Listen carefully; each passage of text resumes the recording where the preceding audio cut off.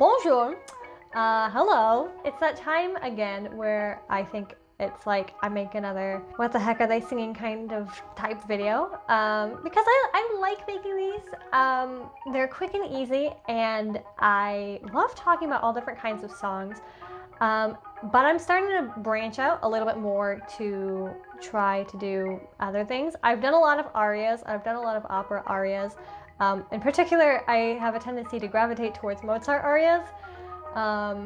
It might be my bias from college coming through because I sang a lot of that type of stuff. Last time I did a video on translating English into English, older English into modern English, even if it wasn't necessarily official Old English, but I translated older English into modern English, which was different. And today I figured I'd take a completely different turn, completely different genre of music, and talk about and use it to describe like why I do this series, why I do this video series, why I feel like this series is so important. Kind of highlight why you shouldn't just look up an English version of a song, because I feel like some people already automatically know this. The people who have been singing a long time, the people who work with lyric translations a lot, people who speak a second language like know this like automatically and kind of go, yeah, you don't want to just kind of go and grab the English version of a song. But there's plenty of people out there that don't speak a second language. There's also plenty of people out there who maybe they speak like bits and pieces of a second language, but don't know it fluently enough to like speak the grammar of it. And so I feel like there's a large group of people that are still out there that might like look at an English version of a song and go, oh, it's the English translation, right? So if that's you, if you've thought that, or if you know someone, you can like just send them this video, and I'll kind of go through what is wrong with just kind of jumping into an English translation. So with that, I'm going to use the famous jazz standard. I think it counts as a jazz standard. La Vie en Rose. So this song was originally written in French and was popularized by Edith Piaf. I think that's how you pronounce her name. And lots of people know this song, and lots of people know the French version of the song. But obviously, not everybody speaks French. There's a ton of English speakers out there who don't speak French. And so with that, an English version has also been popularized. And the most common one that I tend to run across is the one that was popularized by Louis Armstrong. And there's a whole set of lyrics to the same tune that's written in English. It's called the same name, La Vie en Rose. And so I think especially for beginners who would jump into, let's say like a song like this, right? This is a super accessible song, super popular, super famous song. It's jazz, which tends to reach a bit of a broader audience compared to like classical music even. And it's a good example of a song in a foreign language that also has English lyrics that people might look at and go, oh, these are the same thing, right? Wrong. Yeah, I mean, this is unfortunate that like people think that they're the same translation because it loses a lot of like the original meaning. But I guess we should dig into more like as to why this problem seems to happen. And the biggest thing I would say about it is it's, in my experience, I've never seen it be like an intentional kind of trying to be malicious sort of thing, you know? It happens because of the way that languages work, right? And this is a concept that I think a lot of people who don't speak a second language can easily not understand and not realize, because it's easy to think things of only in your own language, right? But when you translate things from one language into another, words can change. What was once a long word can quickly become a short word. What was once said in maybe a handful of words can translate down into one word. Certain phrases and sayings may be really difficult to translate from one language into another, and sometimes entire concepts just straight up don't exist in a second language. And so it's very easy for things to completely get dropped when you're translating things from one language into another. That's why translators can be so vitally important, and why sometimes when you see translations of things, you'll see like 5 different versions of them, because they can all roughly be translated into saying the same general idea, but certain nuance may be missing from one translation versus another. And particularly when you're working with song lyrics, the biggest thing that tends to happen is when you create a translated set of lyrics, the biggest goal they're trying to accomplish is to fit translated lyrics into the same melody line from the original language. So you're not necessarily going for what is the most accurate translation.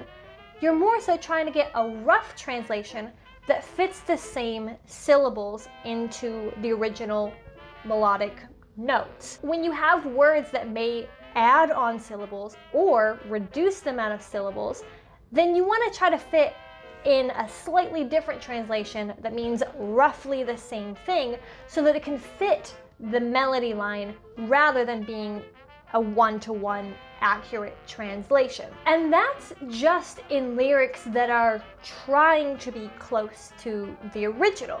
Sometimes what also happens, as we will see in this given example, is sometimes the English lyrics aren't really trying to sound like the original. They're not really trying to translate the original.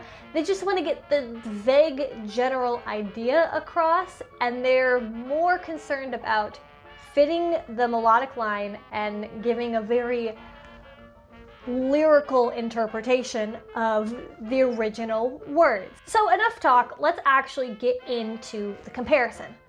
So the Louis Armstrong English version starts off with the first phrase, "Hold me close and hold me fast, the magic spell you cast, this is la vie en rose." The original French lyrics read, "Comme il me prend dans ses bras, il me parle tout bas, je vois la vie en rose." The accurate French translation, on the other hand, translates into English as, "When he takes me in his arms, he speaks quietly to me, I see life in pink." So that phrase is very different than the Louis Armstrong version of "Hold me close and hold me fast, the magic spell you cast, this is la vie en rose."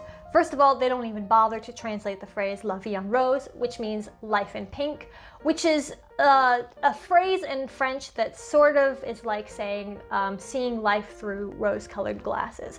That's about the closest translation you'll probably find for what that phrase means. So the rough overall concept of what each singer is talking about is there, but clearly each of the versions talks about it in a very different kind of way. The second phrase of the Louis Armstrong version sings, "When you kiss me, heaven sighs, and though I close my eyes, I see la vie en rose." The second phrase of the French version sings, "Il me dit des mots d'amour, des mots de tous les jours, et ça me fait quelque chose," which translates into, "He speaks words of love to me, everyday words, and it does something to me." The third stanza of the Louis Armstrong English version says, "When you press me to your heart, I'm in a world apart, a world where roses bloom." The third phrase of the French version says, "Il est entré dans mon cœur, une part de bonheur dont je connais la cause," which then translates into, "He has entered into my heart, a part of happiness that I know the cause of." So as we're going along the lyrics, you can kind of tell that the French version is specifically about a young female singer singing about how she has fallen in love with a specific man. Whereas the Louis Armstrong version is a little bit more broad, a little bit more general, and it is singing to a specific person, but it doesn't feel quite as specific as the French version does, and it definitely goes about describing the way the singer feels about the other person, about how they're feeling about the whole experience, about love, in a very different way than the original French version does. The words that each version uses to describe the experience aren't even remotely similar. They're not words that you'd find next to each other in a thesaurus. They're completely different descriptions written by two completely different people. But finishing up the rest of the lyrics, the next line of the Louis Armstrong version reads, "And when you speak, angels sing from above. Everyday words seem to turn into love songs." Whereas the French version reads, "C'est lui pour moi, moi pour lui dans la vie. Il me l'a dit, la joie pour la vie," which translates into, "It's him for me for him in life. He told me, swore it for life." And then the last set of lyrics for the Louis Armstrong version reads, "Give your heart and soul to me, and life will always be la vie en rose." Whereas the French version reads, "Et dès que je l'aperçois, alors je sens en moi mon cœur qui bat," which translates into, "As soon as I see him, then I feel inside me my beating heart." And so yeah, I feel like this song does a really good job of kind of highlighting the distinction that can come up between when you look up an English version versus a original foreign language version of songs. They're not always a one-to-one comparison. And this song in particular, I would say, is on the more extreme side of getting a very different translation.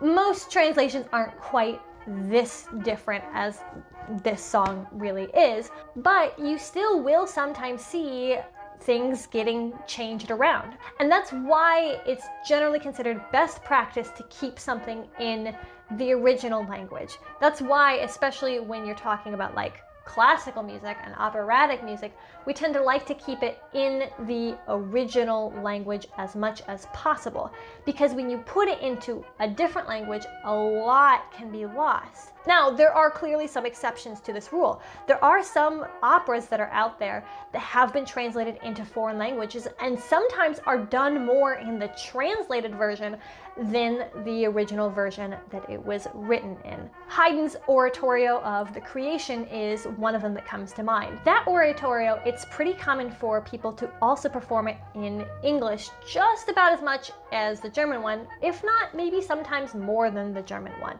And so yeah, that's my little PSA for today, kind of going through the lyrics, talking about why certain translations work and other ones don't, and just what to watch out for. It's also a little bit of what the heck are they singing, going through La Vie en Rose.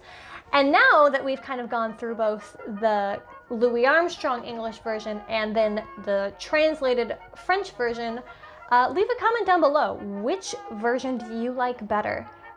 Personally, I think I kind of like the French lyrics a little bit better. I think they're a little bit more my style. But you, of course, have the complete and total right to disagree with me. And I would love to hear your case for which version of those lyrics you like better. Yeah, so that's all I had for today. So, of course, if you like this content, you'd like to see more of it, feel free to subscribe to the channel. And otherwise, I will see you next time. Goodbye!